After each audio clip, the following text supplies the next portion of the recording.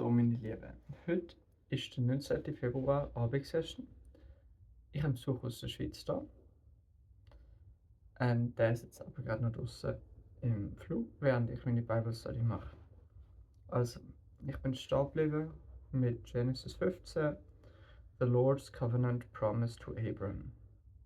Sometime later, the Lord spoke to Abram in a vision and said to him, "Do not be afraid, Abram, for I will protect you, and your reward will be great." But Abram replied, "O sovereign Lord, what good are all your blessings when I don't even have a son? Since you've given me no children, Eliezer of Damascus, a servant in my household, will inherit all my wealth. You have given me no descendants of my own, so one of my servants will be my heir." Then the Lord said to him, "No, your servant will not be your heir, for you will have a son of your own who will be your heir." Then the Lord took Abram outside and said to him, "Look up in the sky and count the stars if you can. That's how many descendants you will have." And Abram believed the Lord, and the Lord counted him as righteous because of his faith.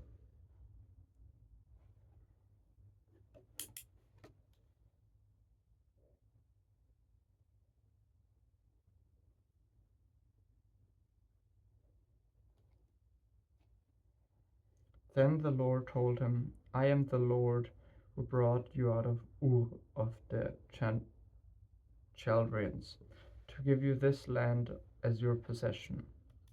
But Abram replied, "O sovereign Lord, how can I be sure that I will actually possess it?"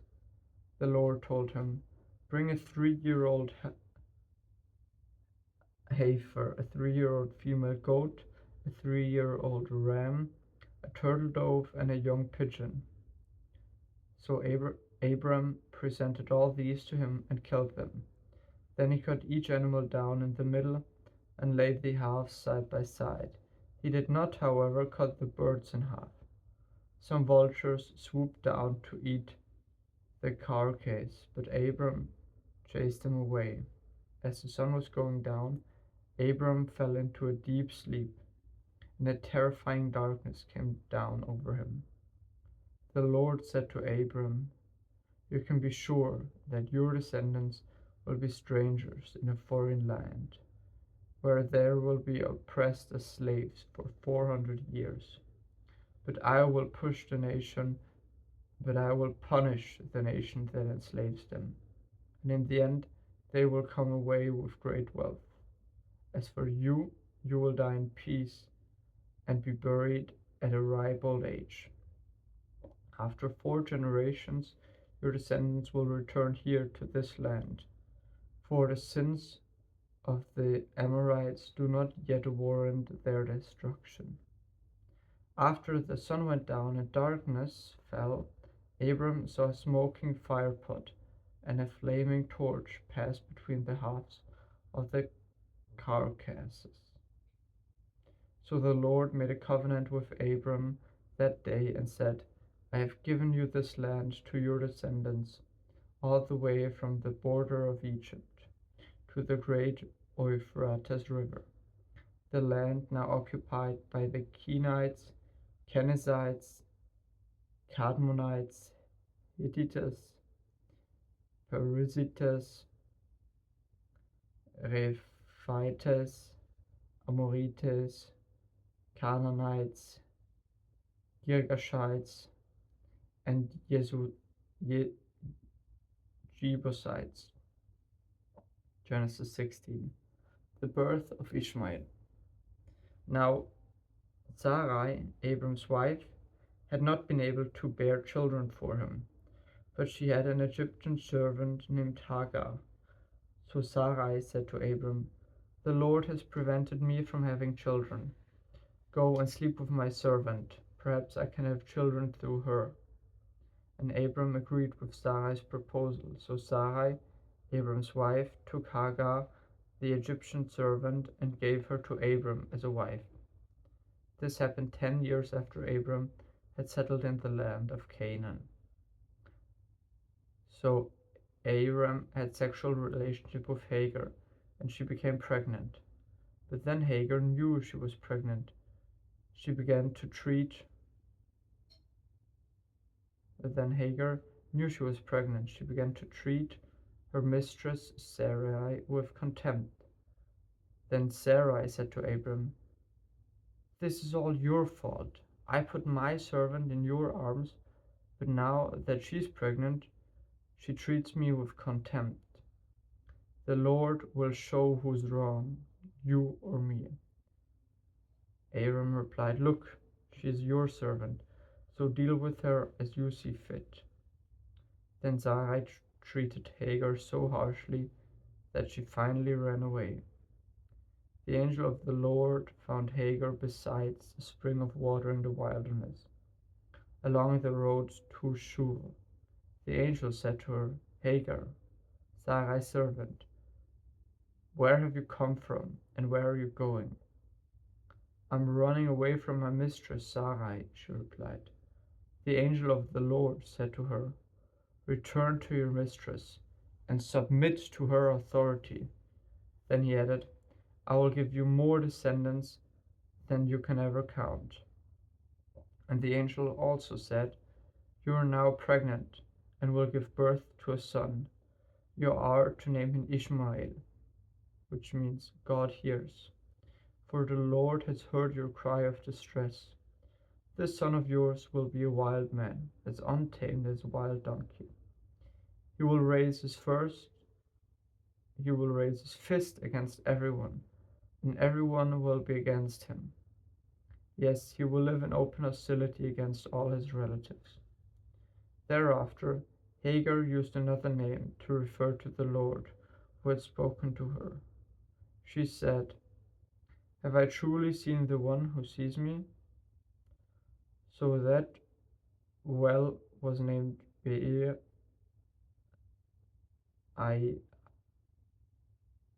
Yahairoi, which means well of the living one who sees me. It can still be found between Kadesh and Beret. So Hagar gave Abram a son, and Abram named him Ishmael. Abram was 86 years old when Ishmael was born. Abram is named Abraham. When Abram was 90 years old, the Lord appeared to him and said, "I am El Shaddai, God Almighty. Serve me faithfully and live a blameless life."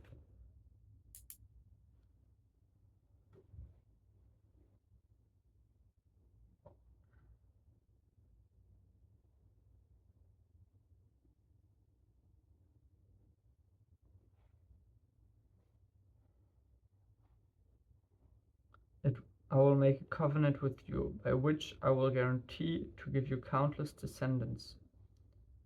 At this, Abram fell face down on the ground. Then God said to him, "This is my covenant with you. I will make you the father of a multitude of nations. What's more, I am changing your name. You will no longer be Abram. Instead, Instead, you will be called Abraham, for you will be the father of many nations. I will make you extremely faithful. Your descendants will become many nations, and kings will be amongst them. I will confirm my covenant with you and your descendants after you from generation to generation. This is the everlasting covenant. I will always be your God and the God of your descendants after you. And I will give the entire land of Canaan, where you live now, as a foreigner to you and your descendants. It will be their possession forever, and I will be their God, the mark of the covenant. Then God said to Abraham, "Your responsibility is to obey the terms of the covenant. You and all your descendants have this continental responsibility. This is the covenant that you and your descendants must keep. Each male along you must be circumcised. You must cut off the flesh of your foreskin as a sign of the covenant between me and you. From generation to generation, every male child must be circumcised on the 8th day after his birth. This applies not only to the members of your family, but also to the servants born in your household, and the foreign-born servants whom you have purchased. All must be circumcised. Your bodies will bear a mark of my everlasting covenant.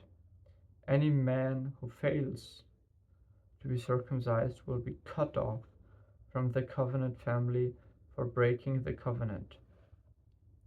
Sarai is named Sarah. Then God said to Abram regarding Sarai, your wife, her name will no longer be Sarai. From now on, her name will be Sarah, and I will bless her and give you a son from her. Yes, I will bless her richly, and she will become the mother of many nations.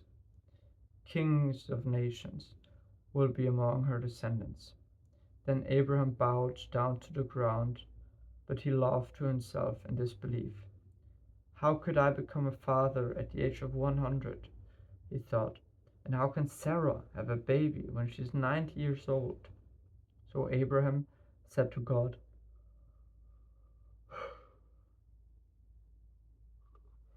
May Ishmael live under your special blessing. But God replied, No, Sarah, your wife, will give you birth to a son for you. You will name him Isaac, and I will confirm my covenant with him and his descendants as an everlasting covenant. As for Ishmael, I will bless him also, just as you have asked.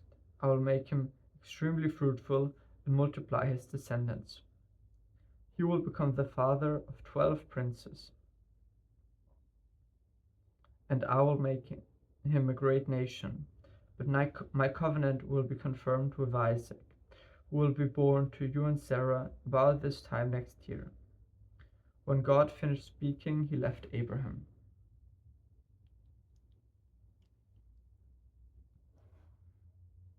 On that very day, Abraham took his son Ishmael and every male in his household, including those born there and those he had bought.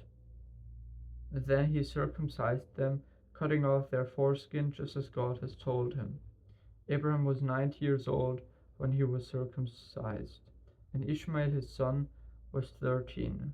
Both Abraham and his son Ishmael were circumcised on that same day, along with all other men and boys of the household, whether they were born there or bought as servants.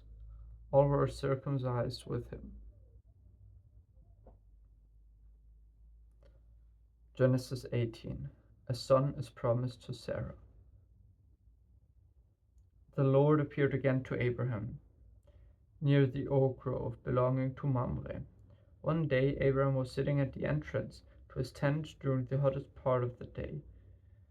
He looked up and noticed 3 men standing nearby. When he saw them, he ran to meet them and welcomed them, bowing low to the ground. My lord, he said, if it pleases you, stop here for a while. Rest in the shade of this tree while water is brought to wash your feet.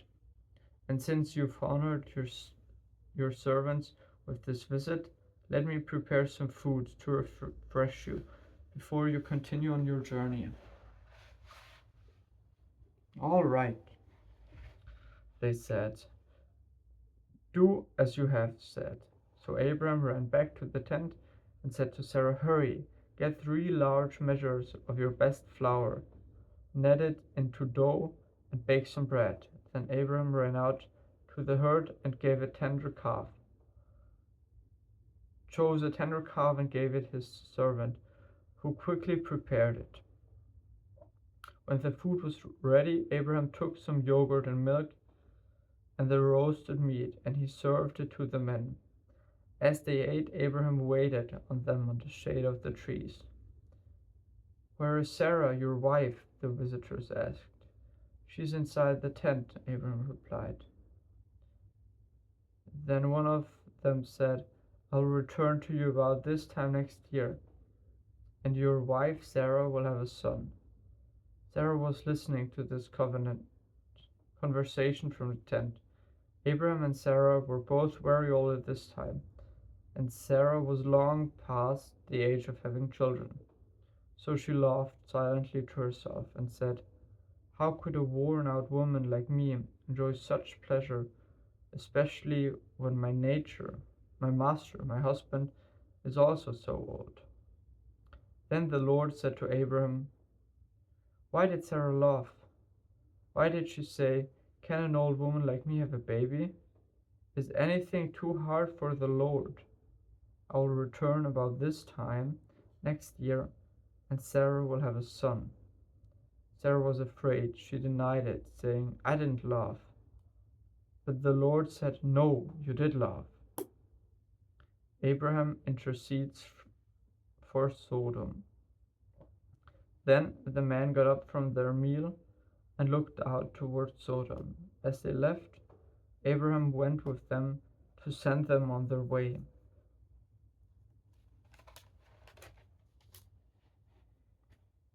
Should I hide my plans from Abraham?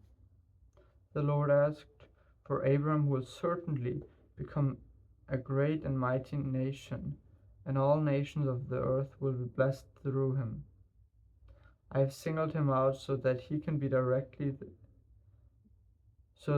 will directly his sons and their families to keep the way of the Lord by doing what is right and just. Then I will do for Abraham that which I have promised.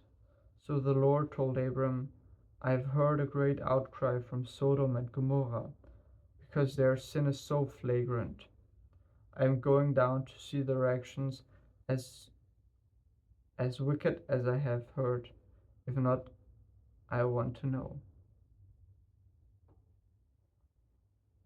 The other men turned and headed towards Sodom. The Lord remained with Abraham. Abraham approached him and said, will you sweep away both the righteousness and the wicked? Suppose you find 50 righteous people living in the city. Will you still sweep it away, and not spare it for their sakes? Surely you wouldn't do such a thing, destroying the righteous,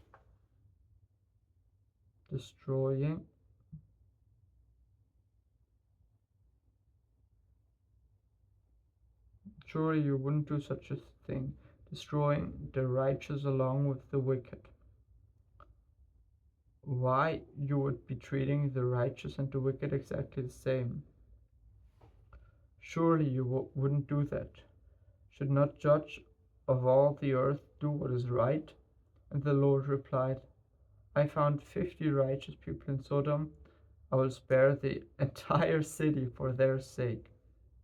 Then Abram spoke again, since I have begun, let me speak further, my Lord. Even though I am but dusty and ashes, suppose there are only 45 righteous people rather than 50. Will you destroy the whole city for lack of 5? The Lord said, I will not destroy it if I find 45 righteous people there. Then Abram presented his request further. Suppose you only find 40.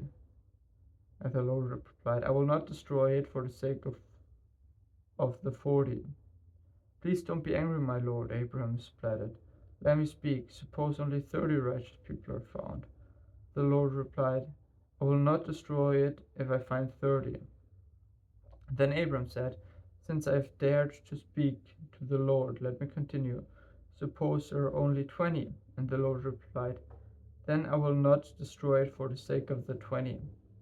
Finally, Abram said, Lord, please don't be angry with me if I speak one more time. Suppose only 10 are found there. And the Lord replied, then I will not destroy it for the sake of the 10. When the Lord had finished this covenant with Abraham, when the Lord has finished his conversation with Abraham, he went out of his way, and Abraham returned to his tent. This was 19th of February 26, p.m. session.